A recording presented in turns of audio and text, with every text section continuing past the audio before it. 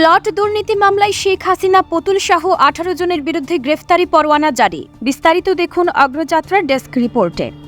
রাজধানী উন্নয়ন কর্তৃপক্ষের প্লট বরাদ্দে দুর্নীতির অভিযোগে দুদকের করা মামলায় ক্ষমতাচ্যুত সাবেক প্রধানমন্ত্রী শেখ হাসিনা এবং মেয়ে সাইমা ওয়াজেদ পুতুল সহ 18 জনের বিরুদ্ধে গ্রেফতারি পরোয়ানা জারি করেছে আদালত। বৃহস্পতিবার ঢাকার মেট্রোপলিটন সিনিয়র স্পেশাল জজ জাকির হোসেন গালিবের আদালত দুদকের দেওয়া চার্জশিট আমলে গ্রহণ করেছেন।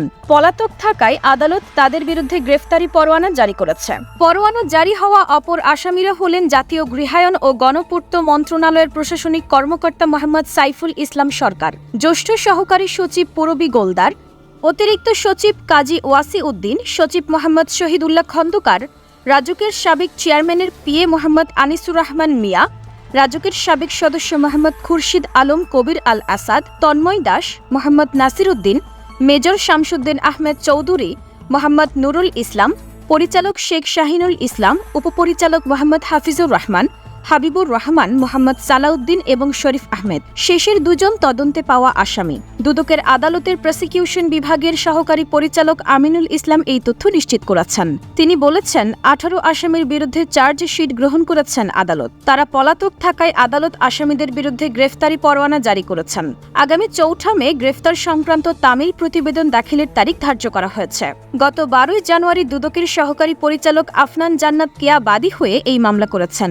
মামলার এজাহারে বলা হয়, ধানমন্ডি আবাসিক এলাকায় নিজের ও পরিবারের অন্য সদস্যদের মালিকানায় ঢাকা শহরে রাজুকের এখতিয়ারাধীন এলাকায় বাড়ি বা ফ্ল্যাট বা আবাসন সুবিধা থাকার পরেও সেটি গোপন করে পূর্বাচল নতুন শহর আবাসন প্রকল্পে প্লট বরাদ্দ সংক্রান্ত আইন, বিধি ও নীতিমালা ও আইনানুগ পদ্ধতি লঙ্ঘন করে মা শেখ হাসিনার ক্ষমতার অপব্যবহার করেছেন সাইমা ওয়াজেদ পুতুল।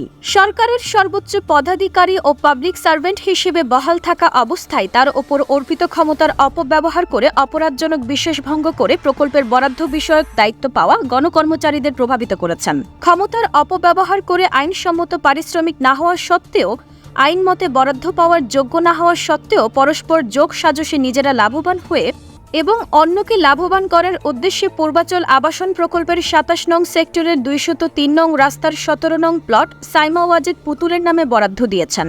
সাইমা ওয়াজেদ পুতুল প্লটের বাস্তব দখল সহ রেজিস্ট্রি মূল্যে প্লট গ্রহণ করেছেন।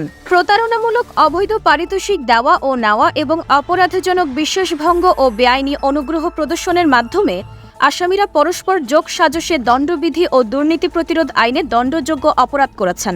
মামলাটি তদন্ত করে গত 10 মার্চ তদন্ত পাওয়া আরও 2 জন আসামি সহ শেখ হাসিনা পুতুল সহ 18 জনের বিরুদ্ধে আদালতে চার্জশিট দাখিল করেছেন আফনান জান্নাত কেয়া।